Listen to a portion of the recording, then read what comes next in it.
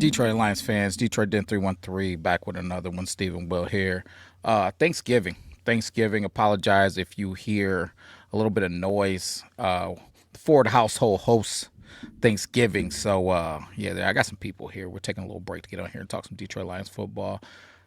Steve, a lot to be thankful for today. None of it Detroit Lions football. Where the heck do you want to start this thing? I think uh,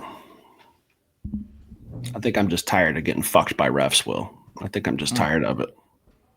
mm. It's just like why spend my hard-earned money, my time, my energy to just go to these games every week and just have my pants taken down and just an official take advantage of me like that doctor did to you in that room that one time. Will just I'm trying to burn that um, from my brain. I hate talking about referees. I hate it. I hate it more than anything. We've had to do it 3 times this year. I hate it.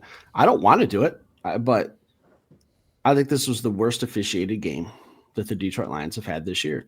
Now, let me start Really? with saying the better team won. I don't think at any time did the Lions have a grasp on that game. There was a lot of things I didn't like, but that phantom timeout, Will, I've seen video. I would upload the video on here if I could without getting smacked by YouTube. So I will share that on both my personal account and our Detroit Den 313 account on Twitter, and you guys can see that there was a false start. And I can't even remember which quarter it was in. This game was just such a blur to me. But if you guys should know what I'm talking about. The false start happened, and then there's video of LaFleur calling a timeout 1 second after. The second the false start happens, plays dead. Happened. Can't take it back. Gives them another chance. They score a touchdown instead of it being 4th and 8. Probably kick a field goal there. They score a touchdown. Well, on top of that, I mean, we'll get into some more stuff about the officials, but that's just the big thing is the touchdown, questionable 50-50. It was given to him, called a touchdown on the field, hard to overturn. I understand. Well, but I'm just tired of it. I'm just tired of it. Well, how are you feeling? I felt like the Green Bay Packers looked like the better football team. From And coin flip to the end, absolutely. so at the end of the day, for me, were there some calls that, we could debate for sure, but I think Green Bay Packers just look better. Uh, it's funny, man. I got a DM, and I guess I can say thank you for the DM because it was somebody kind of harassing me a little bit, or poking fun, I would say. Oh, man, you think you know so much about football, man? You don't know shit, whatever. I didn't want to talk shit to you on your comments, but man, what are you talking about with this DB thing? So, in a previous podcast leading up into the game, I talked about the way that we pass off receivers and being worried about it getting exploited. And Green Bay did exactly what I was talking about. They exploited the fact of how we pass off receivers when we're in man coverage or when we're deciding how we're going to handle certain situations. So you can split field coverage things, man, and a DB and a safety or a DB and a nickel can decide, hey, are we going to switch? Are we going to play man to man regardless? Like a, each situation can afford us the opportunity to just choose the best coverage for the scenario. Hey, if we're in wide field or short field, what do we want to do? And Green Bay just did a great job of hitting people in that split second window that they were open because we had to switch, right? Or we had to run through a pick situation. Something that needs to get looked at moving forward, something that worries me. I said it and I'll say it again. Number two, spoke about it on the podcast. Steve, I don't know if you got a chance to catch it today, but our safety situation. Harper is doing a serviceable job. He's not Kirby Joseph, and it shows. There was a couple situations to where I thought maybe if he was a step faster, he could have got there for an interception, or he was there and he didn't play the ball. The one time on Wick's touchdown, he didn't even get a square hit on Wicks. Like I feel like you either have to be trying to punch the ball out or hitting the shit out of him. He did neither. It was like this awkward kind of hit him, kind of fall, never really punched at the ball. We need Kirby Joseph. That's just flat out. Kirby Joseph and Brian Branch are they're pivotal parts of this defense, and showing that they're not out there. Last thing I'll say about our secondary is I've been screaming and begging for Terry and Arnold to play a little bit of safety. He came up early in that football game and put a hit on somebody. I can't remember who it was, but he put an absolute lick on him. And I'm telling you, this dude is physical, man. He's physical. He's capable. I would love to see him playing a little bit of safety. So if you're telling me I can play a game with uh, Rock Yassin, Amik Robertson, uh, and DJ Reed at the corners, and then I can move TA back with Brian Branch. Is that a better look than Harper being back there? Like, I gotta believe that it is. So we gotta do something, man. Teams are throwing the ball down the field on us, and Harper is just isn't making the plays like a Kirby Joseph. I need somebody else back there. I need to take a look, or it's just going to continue to happen. I don't know how long Kirby's going to be out. I don't know if Kirby's going to be back next week, but I do not want to keep looking at this same thing because our schedule doesn't get any easier. William, Yes. this defense just flat out sucks. I It can't say just it sucks. it flat out sucks. You know what I've seen the last 3 weeks is it's called a trend. We're just sitting back in coverage, and the opposing team's quarterback just has clean pockets all day to throw. You can't cover in the NFL for 7 or more seconds. You can't do it. 5 seconds is an eternity. 3 seconds, average. I don't have a stopwatch. I'm not timing how long it is before we get to the other team's quarterback, but I've watched Jalen Hurts do it. I watched Jameson Winston do it. And now I've watched Jordan Love 3 weeks in a row just have clean pockets all day to throw, all day to get through their progressions. Secondary doesn't matter to me if you're putting them in these types of positions where there's not pressure from the defensive line. It's just not there. Like, I don't know. Well, that's where, to me, I'm a trenches guy. That's where I start watching football. What are we doing up front? Did we win either side of the trenches today? Nope. We didn't win on the offensive side. We didn't win on the defensive side. It doesn't. You could throw you at quarterback, Will, and you go look like an MVP if you have clean pockets like that. You'll go out there and shred this defense for 300 yards if you can stand there and get through all your progressions, and just chuck a ball up every now and then just to keep a team honest to see if you can get a pass interference. Like, it's just the up front four is not getting it done. Marcus Davenport, done with you. Get out of town. I'm done. I've come here and I've died on my sword for you the past 2 years almost. It's not working. Lee McNeil, Aiden Hutchinson are the only pieces to really build around when it comes to pass rush. They're just not getting it done. Hutch didn't get it done today. Didn't have a sack. I'm not the type of guy that says he has to have a sack per game to have an influence, but Will, I think you could probably come back in the offseason and Jordan Love will still be somewhere on that football field because no one's getting him off of it. It's embarrassing. Like, it's 3 weeks. If it were like a one game, once a game or every other game, or it's just, I don't know, 3 games in a row now. And there's probably a bunch more at the beginning of the season that I'm not even thinking of, but it's becoming a pattern. All you have to do is block the Lions front four, pick up a blitz if they send one. Like, it's frustrating, Will, to sit there and watch the same thing week in, week out, piss poor pass rush, just not getting it home. Secondary, I mean, you could throw a bunch of kids back there. They're just, I don't know. We haven't had a turnover. Just nothing's going our way defensively. Maybe I'm just crying. I don't know, Will, but I just watch that front four and I just sit there and I could take a nap waiting on Jordan Love to get through his reads and find out who he wants to throw the ball to, because just not working, Will. Just not working. This defense sucks. It's not good. Yeah, I can't go with sucks, but I can go with uh, there's not a lot of pressure. There's not a lot of consistent pressure. We have moments where somebody may slide through and get home. I think Aleem McNeil had a couple of big plays today, where he put a little bit of pressure on Dude Love, but he made plays. One thing that Dude Love is, and I keep saying this, and people want to keep hammering me like, hey, Jared Goff is a way better quarterback than this guy or that guy that can move, and it's not all about being able to move and blah blah blah blah.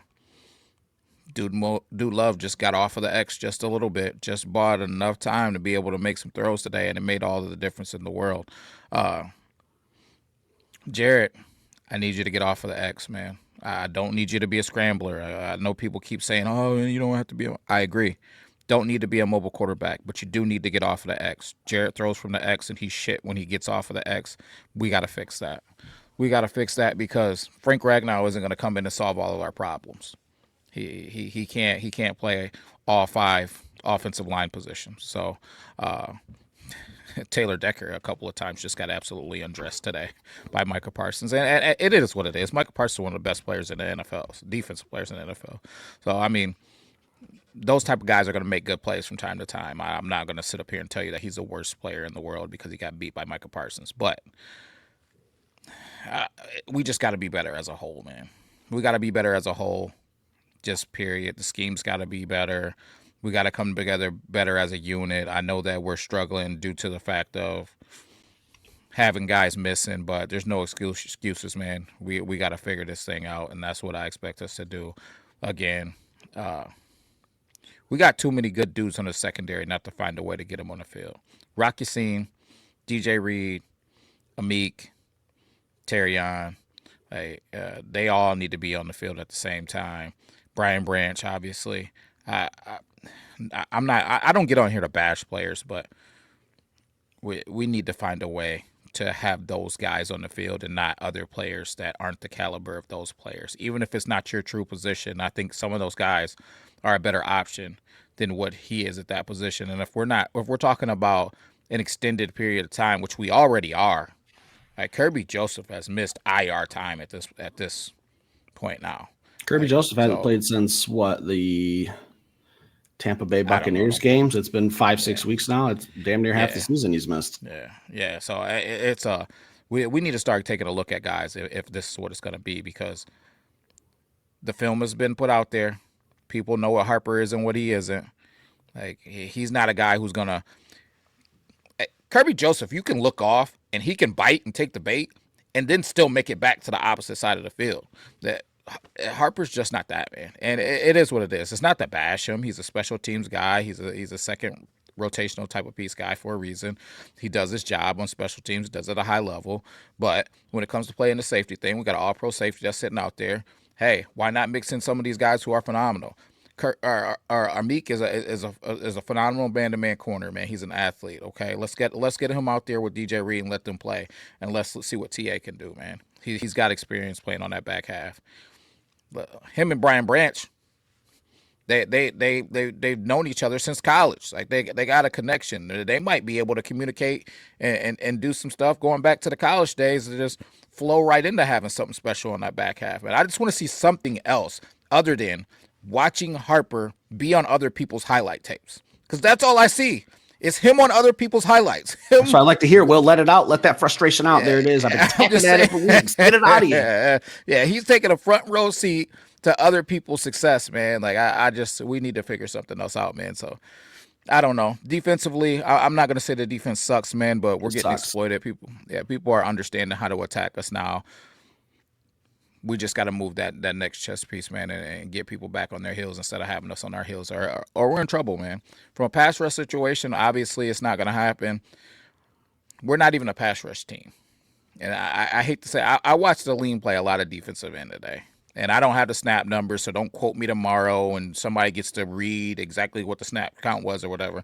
All I'm saying is I looked up and seen the lean at big boy end multiple times today. I looked up and saw him there. If you're talking about a true speed rusher, that's not what a Lean McNeil is. Now, is he a guy who can get back there? Yeah, he's a guy that can get back there. But if you're talking about Micah Parsons, Edrin Cooper type pressure, that's not You what might as we well are. sign Desmond Watson and throw his ass out there, defensive end, if we're being Like, honest. what are we talking about? So if we're not gonna play like that, we need to find a way to get pressure, man. I don't know what that looks like, but Brad Holmes, you looked everybody in the eye and you said this. I think we're deep at the edge rush position. We're good. I think we're good to go. I Mm-hmm. think we got. I don't understand why people are so frustrated. Oh, fans! I know fans are going to be fans, man. They're going to want. You're always going to want that sexy pick or whatever. Hey, man, shut me up and show me something on the football field that makes us wrong. Make us fans look like idiots by getting a pass rush. Haven't seen a pass rush. Now, what I will say is they own the line of scrimmage, even though there's some zone plays where running backs are able to get us running and going where we want to go, and then they pick their spots. But we're not just getting gap schemed and smash mouth football up our face. We own the line of scrimmage. But football is bigger than owning the line of scrimmage. Number one, it's a passing league, so we got to be able to stop the pass and put pressure on quarterbacks. Otherwise, we're screwed. So I don't know. We'll watch the film, dig into it tonight, and come back with some heat tomorrow with real details. But naked eye after the game, Steve, it's just not enough. This defense sucks. Hey, I'm not I'm not gonna argue. It's Like, definitely not good. I think like back to the comment from the Tampa Bay Buccaneers game, the greatest defensive performance I've ever seen from Troy Aikman.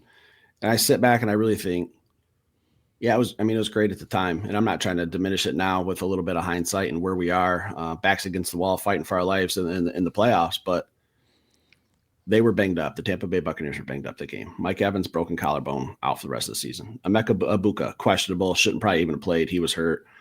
So I'm thinking like, what happened to that defense compared to what we have now? Because we've gotten healthier. We're really only missing Kirby Joseph on the starting core. Like, Kirby Joseph should not be crippling this defense that badly. If you're not putting pressure on a quarterback, you're not going to win football games. I don't care. I'll die on this hill. If you can protect for 5 to 6 seconds in an NFL, you're going to be successful no matter what quarterback you are. You could throw the worst quarterback in NFL history of all time back there. He'll be successful if he has time. These guys are professionals. If they could just sit there and scan the field, oh, nothing going on, take a bite of some turkey, then throw the football, it's too easy. It's not going to Yeah. you're not going to win football games playing that way. It's almost like, to me, and maybe I'm being a little irrational. I really don't know, but it's almost like Brad Holmes is purposely not taking care of the pass rush because he wants to just have a grin on his face and say, I told you so.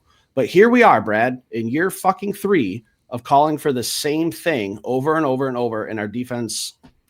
I mean, you could have threw any defensive coordinator out there. It looks the same. It's not Shep's problem. If he only has these pieces, you're telling me that Ali McNeil is your best defensive end right now today, with Muhammad healthy, Davenport healthy, Wheat healthy, everyone's healthy. You're telling me that that's your best defensive end, that Brad Holmes has failed. If that's the case, I'm sorry. I love Brad Holmes. I think he's still the greatest GM in Detroit Lions history, but it's time to make a move, Brad. You probably could have, had you not given up the 13 third round picks for Isaac Tesla. Had a touchdown today. Great, fantastic. Hardly used throughout the whole season. Could have got a Jalen Phillips for the same exact price, but you didn't have the ammunition to put it in the gun and pull the trigger. Like, I'm tired of it, Will. I'm just flat out not pulling punches anymore. I've sat on a lot of shows and I've just bit my tongue because I just don't want to ruffle people's feathers.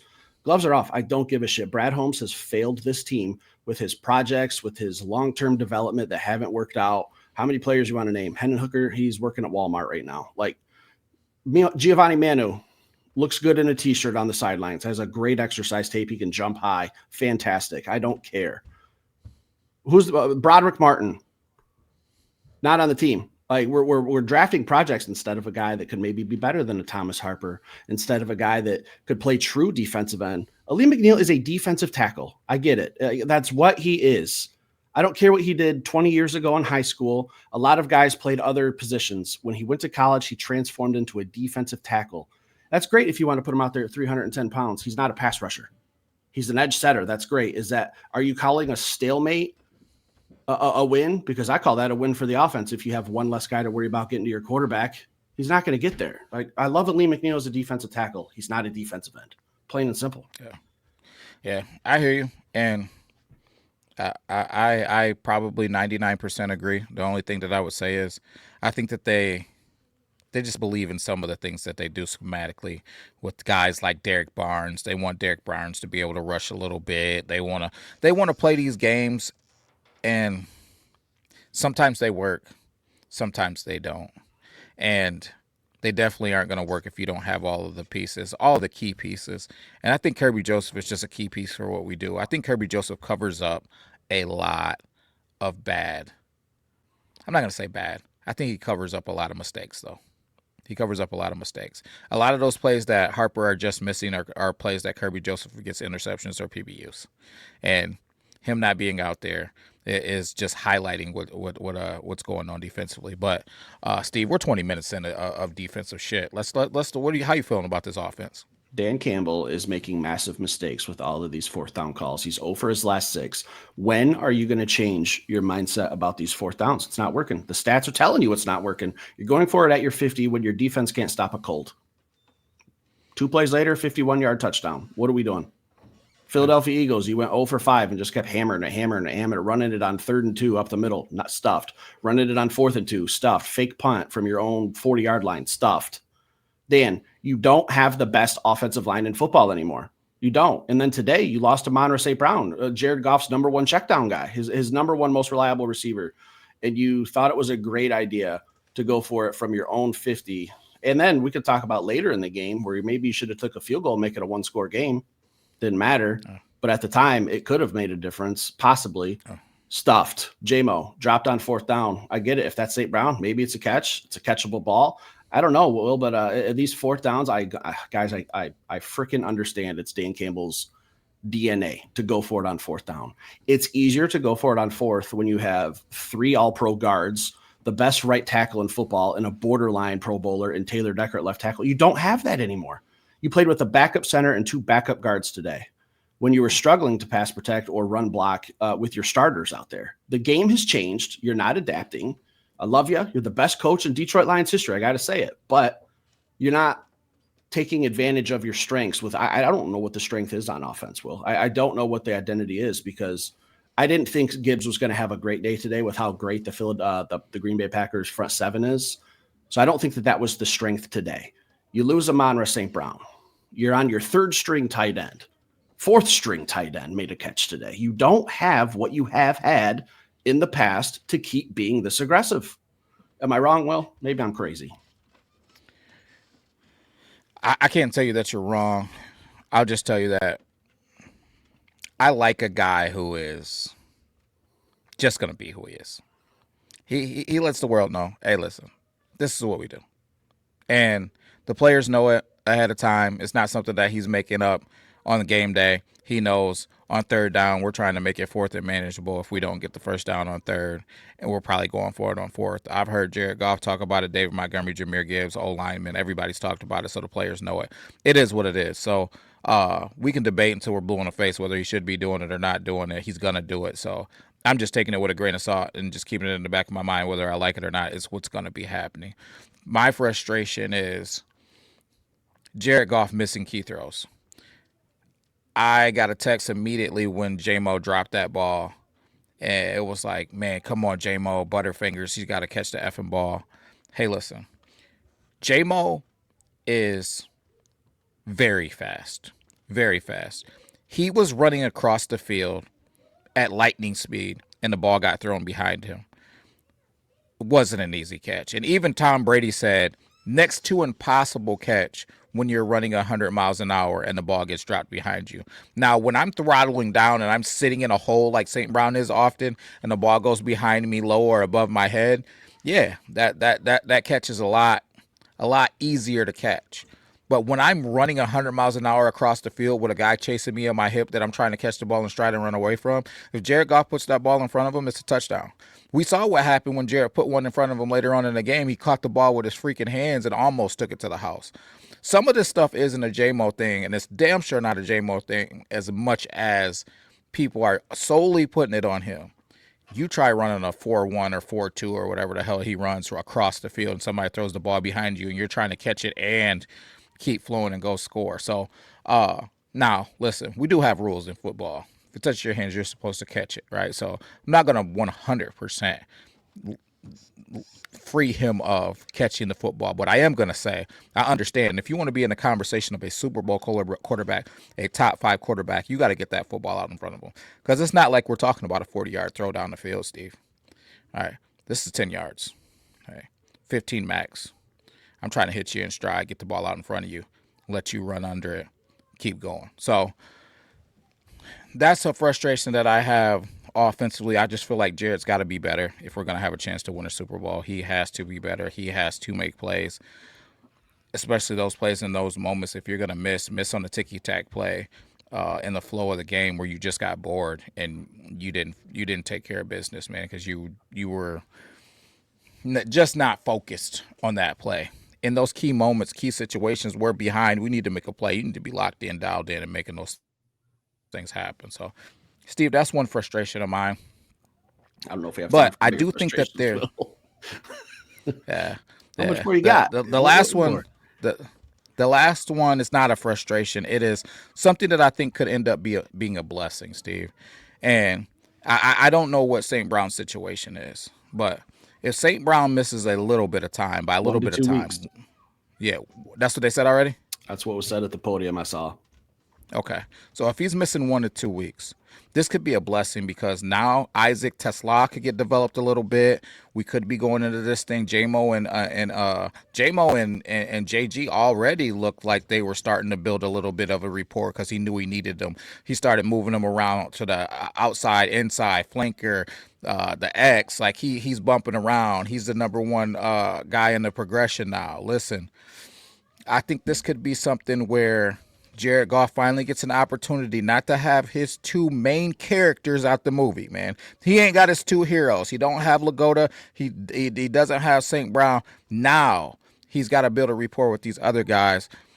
I'm interested to see what that looks like. If we can find a way to win throughout these next few weeks without those guys and then get those guys back, and now everybody has a rapport with Jared Goff, this offense could go to another level, Steve. So I'm really interested to see what happens, and I'm really hoping that this could be a blessing in disguise.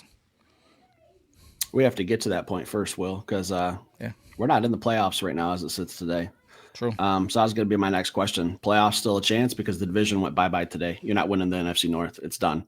That ship has sailed. You need way too much luck for me to come on here and confidently say that you're going to win this division. When at best you can go 3-3 in division games with a game left against Chicago, who's in first place, and a game against the Minnesota Vikings, while the Green Bay Packers got to play the Chicago Bears twice in the next 5 weeks. I don't think the division's happening. I give it a 3% chance that they win the division. So now you're talking about squeaking in with a 6 or 7 seed. I just don't see this team making the playoffs anymore. Well, I just don't. I think there's too many other good teams in the league that I don't know how the tiebreakers and all that are falling, but I think the NFC West has 3 teams in the playoffs right now. I think the Cowboys are fighting for their life. They could be another team that like maybe catches with the Eagles. I'm not sure that's an option, but they're looking like a playoff team. We'll get a look at them next week. There's just too many teams where, we're kind of in the, where are we in the rankings from these teams competing for a 6 or 7 seed. I just don't see it. Will I don't see us making the playoffs this year. And you mentioned Frank Ragnow earlier. And I'm thinking, what's the point? Like, why did Frank come out of retirement? Because we just don't have the time. If he doesn't play next week, I don't know. Well, I look at the schedule and I think to myself, Lions have to find a way to go 4-1 to get in the playoffs. And I know we have some juggernauts on our schedule. We got the Rams coming up. They're the best team in the NFL. And I get it any given Sunday. But I guess I didn't stress enough yesterday in our pregame show how big of a game this was for the division. That ship and that door are gone. It's not going to happen. Maybe we get a miracle and win out and Green Bay and Chicago lose a bunch of games. But I don't know. When you think about them having to play each other twice and you don't have a win over the one of those teams, and you got to play the second team another time at the end of the year. I just, I don't know. Well, maybe this isn't the year. Maybe everyone was right when Detroit Lions were the most bet team to miss the playoffs this season. I laughed and joked and said, there's absolutely no way these guys are suckers. I can admit that maybe I was the sucker. Well, maybe I was just too bought in on the Kool-Aid, but I don't know. By the time we get that report you're talking about, will it be pointless? Will it be meaningless if the Lions lose the next 2? Because some tough games coming up. Some tough games without one of your best players on offense. Yeah, definitely tough games coming up, man. What we got to focus on is winning the next game ahead of us, and just make it to the dance. Honestly, Steve, I don't care about winning the division, man. I just want to make it to the dance. Figure out a way to make it to the dance. Anything can happen. So if you're gonna make it to the dance, you need to win this next one. That's it. We might make it to the dance, but we're going to look like Lieutenant Dan with no dancing legs. Yeah, that's all right. It's all right. Listen, last time we made it to the dance and it was ugly when we got there. We end up a half away from winning the Super Bowl. So you make it to the dance and anything can happen. Bottom line for me, the time that we were 15-2 and we made everything look pretty and like rainbows and fairy tales, we were out very early. So just make it to the dance is what I'm gonna say. Gel at the right time. Maybe Frank comes in, we start gelling, we take off. I don't know, but it starts with getting this thing right, flowing into the next week. Hey, everybody's locked in, trying to go 1-0, and then we gotta go 1-0 again, and then we gotta go 1-0 again, and then we gotta go 1-0 again. Listen, yeah, I got I told you what my granddad said. Don't do that again. That, Still haven't yeah, figured it out. four four flats on the Cadillac. You know what I mean? So listen, uh, how do you eat an elephant, man? You eat the elephant one bite at a time, man. That's it. Try to go 1-0. Go 1-0, 1-0, 1-0, 1-0. Make it to this dance, man, and then we take care of business, Steve. Whether it's because we won the division or because we're a wild card team, however this thing falls, man, we just need to find our way to get in there. Can humans even eat an elephant? Why couldn't they? I don't know. Have you ever gone to a restaurant and ordered elephant? Like, I've never seen it on a menu. I don't know. I'm not the most traveled man in the world, but I've never even heard a story of this. Oh, hey, this one time I went to this restaurant and I had some really good elephant. Like, I've just never heard that story. I don't know. Just makes me wonder. I don't know. Anything else for tonight? No, man. Are you nuts? Just got to be thankful, Steve. There's nothing else?